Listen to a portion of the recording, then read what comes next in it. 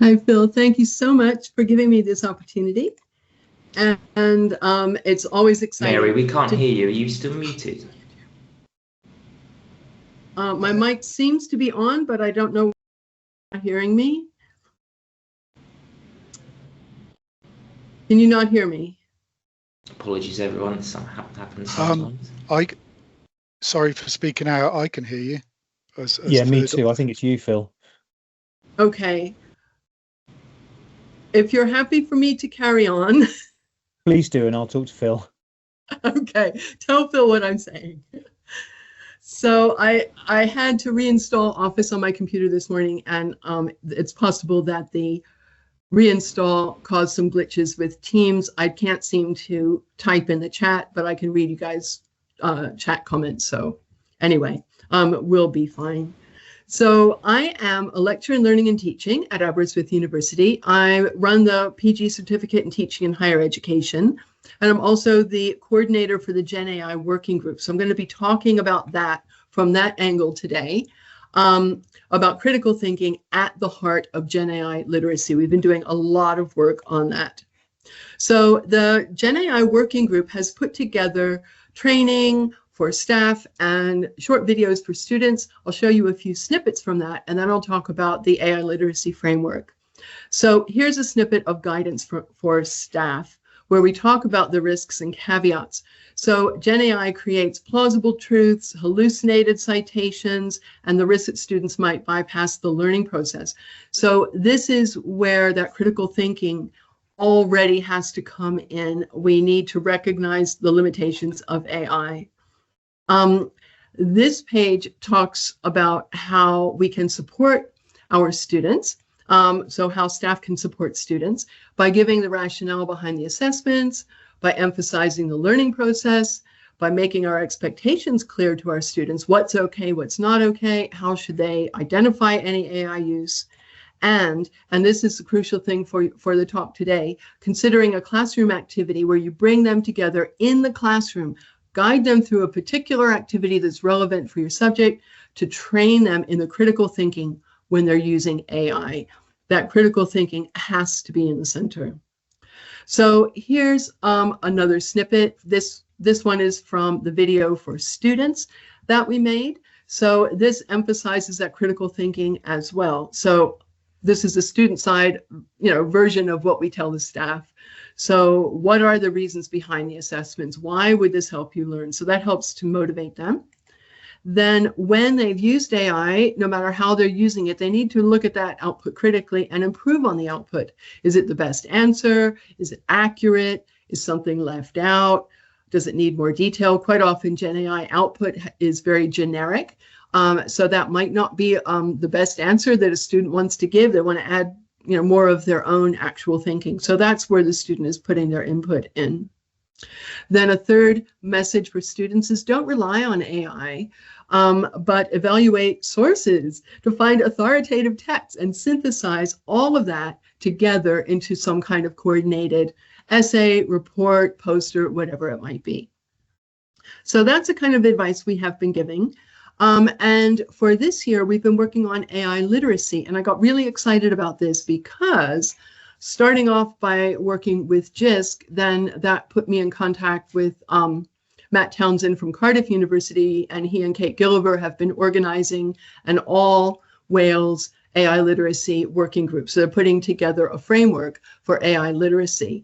And this includes all of the universities in Wales. It will be bilingual. It's still being developed. We've got, we're about 2/3 of the way there.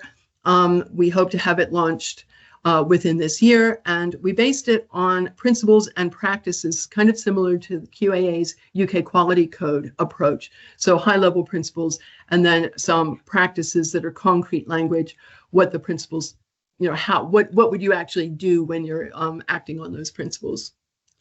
So our core concept here is to keep the human at the center. That means anyone who creates something with AI assistance of any kind takes responsibility throughout the entire process, and we'll take you through a sequential series of steps. So here are the AI literacy principles in our framework.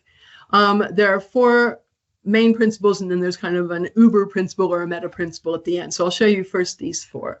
So the first thing you need to do, we all need to do if we're using AI or teaching students about it, is to understand what it can do, what it can't do, what the tools are good for, the ethical and legal implications.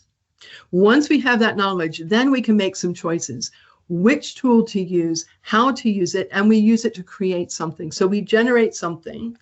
Then what do we do with that something that we've generated that AI has helped us to create? The first thing we always need to do is to critique that output. Is it true? Is it complete? Is it biased? Is it missing something out? And then you have an iterative process of refining and refining that thing that it created. And I'll give you some more concrete details on that in a moment. The last step, once you have something you think it's fit for purpose, then how do you deploy it? How do you use it? You want to use it effectively, ethically, and transparently. So that's where you're bringing in some of those factors from the understand mode as well. And that's where you avoid that or you address the academic integrity issues for students. So we're still working on the practices, but I'm giving you a few samples of practices for each of the principles. So the first one is the understanding. So how do we do that? One is finding out how different types of tools work, such as chatbots. So you can identify this is good for this, it's not good for that. These are the weaknesses. So for example, an AI chatbot, we're all familiar with these, ChatGPT or Copilot, all of these different things, Gemini, Claude, all of these. They can sound like a human. That's their job, as one of our members said. But it doesn't really know things the same way a human does. So it can give you some false information or superficial information, mixed in with something that's useful. So we need to understand that that's what they're doing. It's like a predictive text tool, really. It doesn't know whether what it's saying is true or not. So there's no point in saying, is this true? Because it didn't know it was true when it told you, and it still doesn't know whether it's true. So the second one, this is for students in particular, check with your department, your tutor, your institutional policy, whatever is the right level. I would say start off by asking your tutor, what is permissible and what is not? And if you use AI, how should you acknowledge that you use it? It's pretty simple. And there are a number of frameworks out there you can look at for examples of that. But I would say there's no one size fits all approach to that.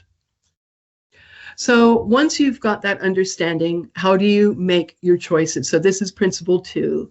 So this applies mainly to teaching staff, could also apply to students.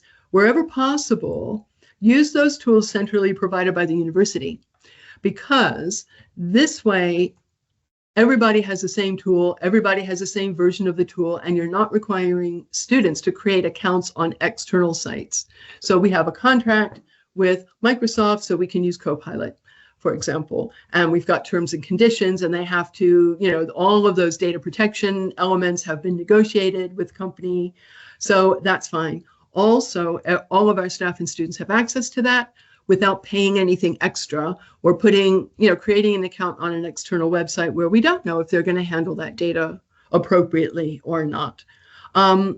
So if we do say, oh, everybody sign up for ChatGPT, the students who can afford to pay for the pro version will have an advantage over the students who can't afford to pay for that. So this is the equity element. So I would strongly urge people to use, if possible, to use tools provided centrally by the university for that reason. And if you are a teacher and you're deciding which tool, or you're a student, you're deciding which tool do I want to use, maybe, okay, I do want a tool that is not provided by the university. Which one do I use? One way to apply this principle is to seek out critical reviews of the different tools so that you're not only looking at what that company has provided, because they're trying to sell you on a tool, but see if you can find critical reviews and take that in balance. So that's also another aspect of that critical thinking in terms of deciding which tool to get.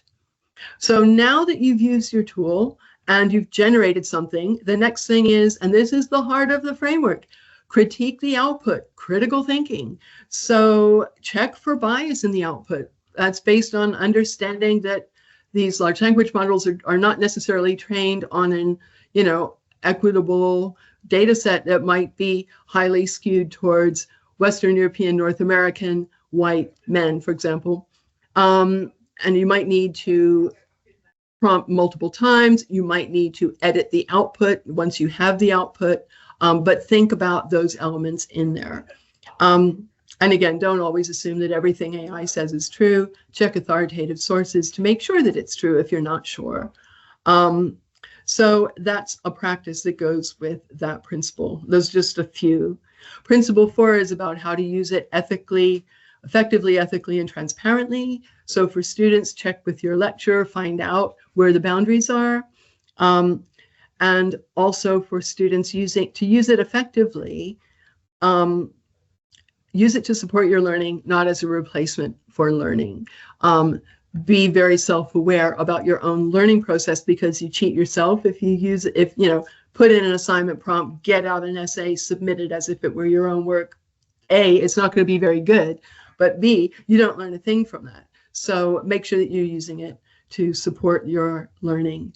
So those are just some examples of the practices. Once this is fully developed, this is going to be published and in English and Welsh through the National Teaching Repository is where we intend to put it.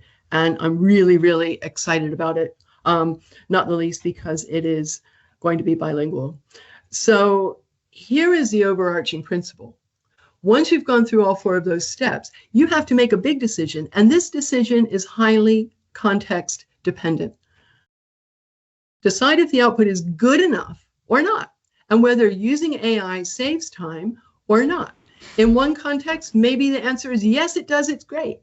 The same tool in a different context for a different purpose, maybe the answer is no, it takes too much time to fact check, or I can produce a better output by making it by hand myself without using AI assistance. So there's no one size fits all answer to that. We all have to use that critical thinking to make that decision when we are, after we've gone through that cycle of using and deploying the AI.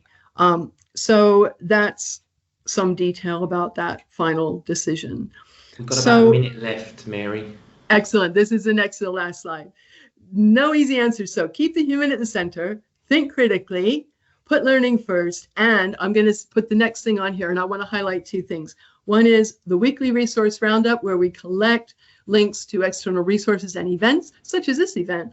And I've given you a handout that can be sent to all the people who attend. It's a longer resource list, and it has lots of places where people can find examples, and your YouTube channel is one of those places. So please feel free to share that, and if anybody wants to contact me, I'm happy to talk to you later.